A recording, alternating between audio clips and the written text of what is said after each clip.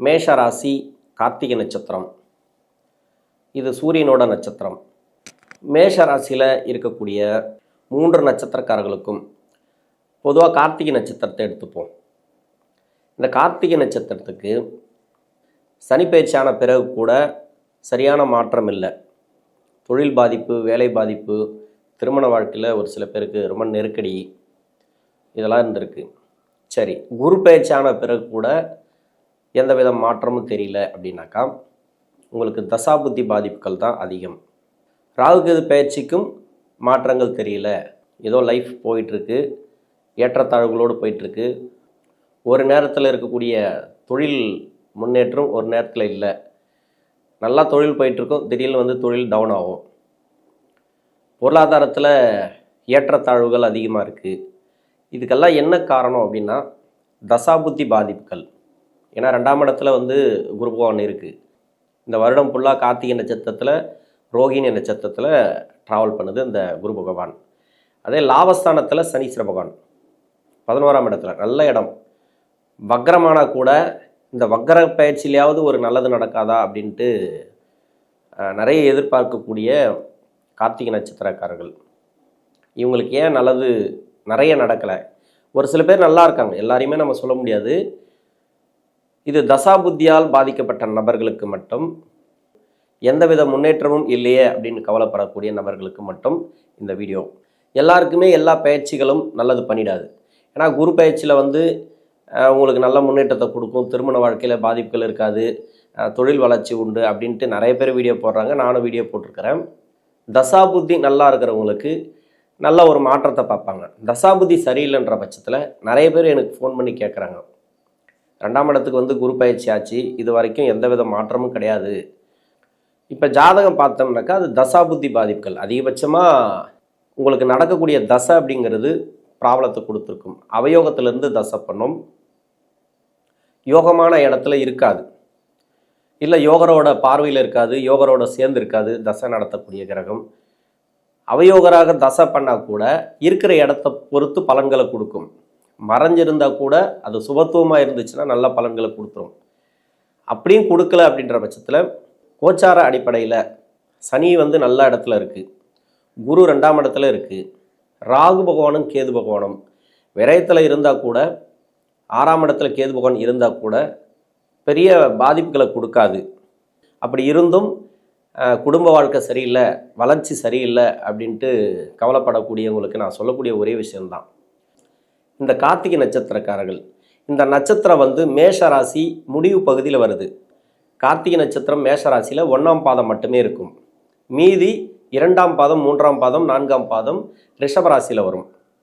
இது கார்த்திகை நட்சத்திரம் அப்படிங்கிறது ரிஷபராசியை ஒட்டி வர்றதுனால எல்லா பலன்களும் கொஞ்சம் லேட்டாக தான் கிடைக்கும். இப்போ குரு பயிற்சினா கொஞ்சம் லேட்டாக கிடைக்கும். குரு பயிற்சி ஆன பிறகு ஒரு 3 மாதம் கழித்து தான் உங்களுக்கு ஒரு மாற்றமே தெரியும்.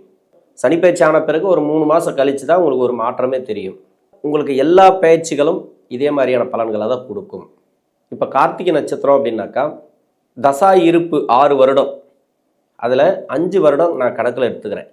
உங்கள் சுய ஜாதகத்தில் என்ன தசா புத்தி இருக்கோ அது கணக்கில் வச்சிங்க. எப்படி பார்த்தாலும் 5 வருடம் தான் தசாபுத்தி இருப்பு இருக்கும். ஏன்னா மேஷராசியில் வரக்கூடிய கார்த்திகை நட்சத்திரக்காரர்களுக்கு அப்படி இல்லைன்னா முன்ன பின்ன ஒரு 6 மாதம் 3 மாதம் முன்ன பின்ன வரலாம்.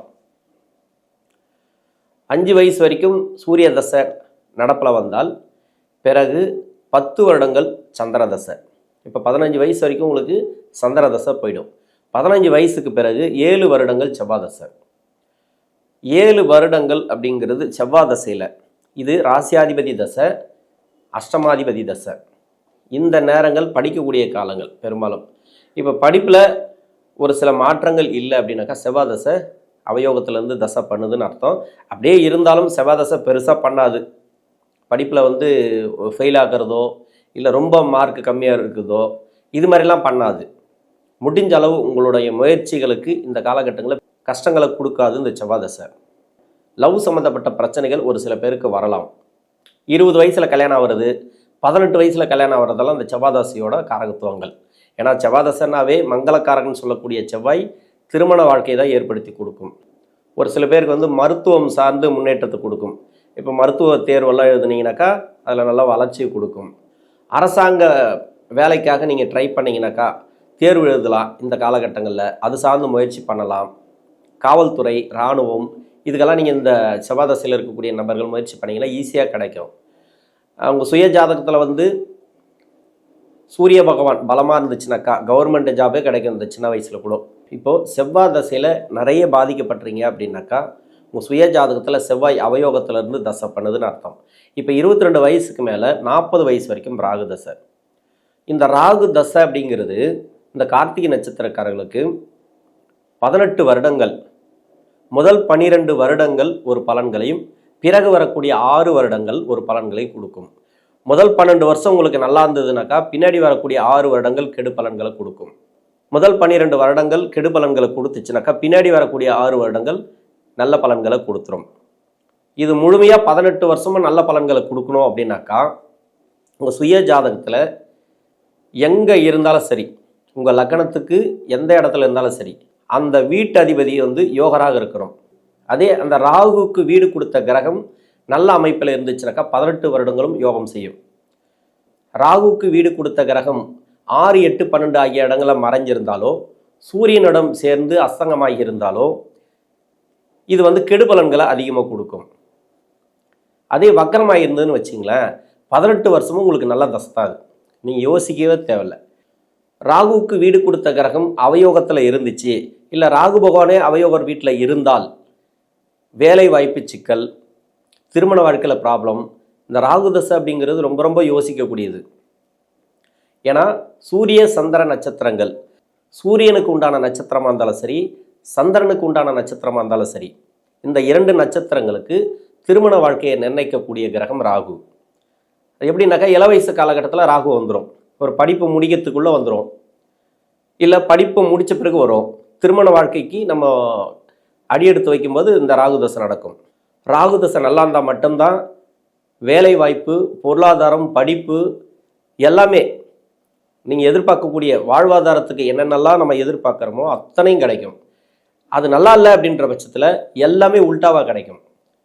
ராகு பகவான் வந்து சுய ஜாதகத்தில் நல்ல இடத்துல இல்லை, அவயோகர் வீட்டில் இருந்துச்சுனாக்கா, அந்த வீடு கொடுத்த கிரகம் மறைவு ஸ்தானத்தில் இருந்துச்சுனாக்கா உங்களுடைய வாழ்க்கையே கேள்விக்குரியதாக இருக்கும்.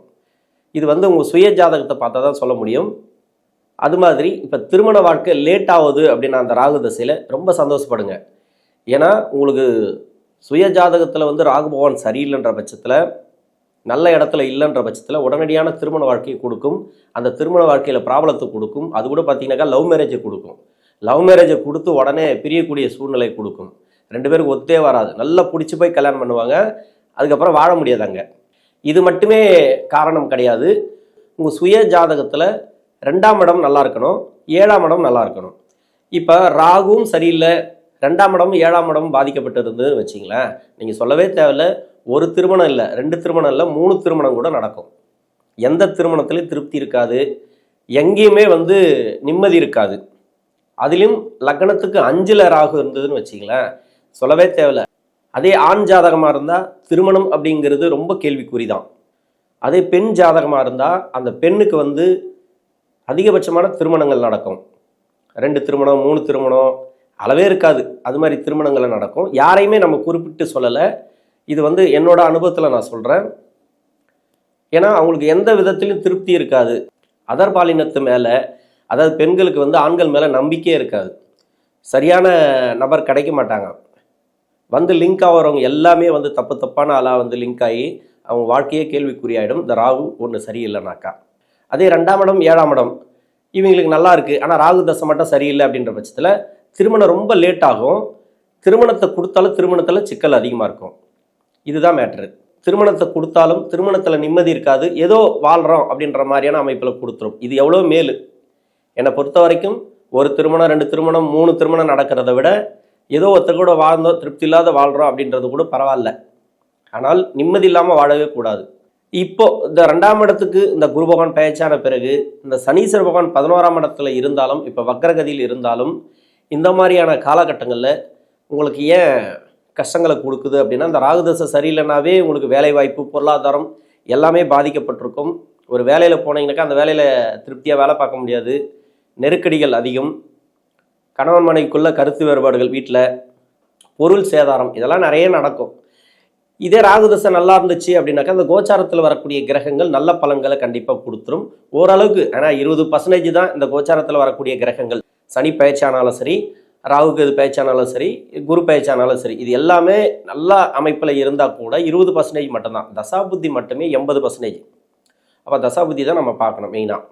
என்கிட்ட நிறைய பேர் கேட்குற கேள்வி என்னென்னா, குரு பயிற்சியான பிறகு கூட எந்த வித மாற்றமே இல்லைங்க, வேலை போயிடுச்சு, வேலையில் எனக்கு பிரச்சனை, இது வரைக்கும் நல்ல லைஃப் எனக்கு போயிட்டு இருந்தது, திடீர்னு எனக்கு வேலை போயிடுச்சு, வேலை எனக்கு ஹையர் பொசிஷனில் எனக்கு வேலை கிடைக்கல அப்படின்ட்டு கஷ்டப்படுறாங்கனாக்கா, இந்த ராகு தசை முதல் 12 வருஷம் இருக்குது இல்லையா, அது ஒரு நல்ல பலன்களை கொடுத்துச்சுனாக்கா பின்னாடி வரக்கூடிய 6 வருடங்கள் கெடு பலன்களை கொடுக்கும்.